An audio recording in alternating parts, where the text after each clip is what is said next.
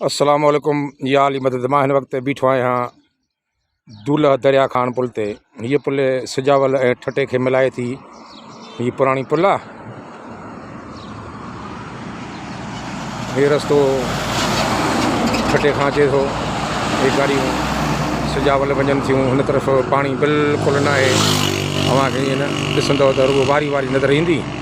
पोइ हिते ज़रायत या मच्छी या आबादी कहिड़ी तरक़ी कंदी।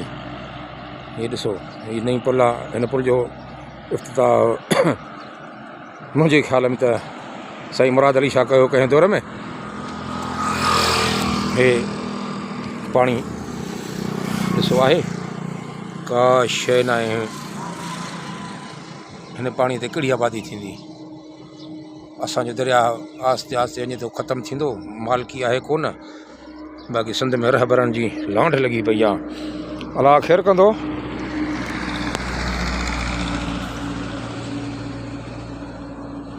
सो मोकिलानी न आहे। अस्सलाम वालेकुम या अली मदद। मां हिन वक़्तु वञा पियो कराची खां शाह यकीक। उन खां बाद बदीन जी तयारी आहे। राति बदीन रहिबो। अलाह ख़ैरु कंदो। दिलि दुआ में यादि। अॼु तारीख़ सूमर 29/4/2024। ख़ुदा हाफ़िज़।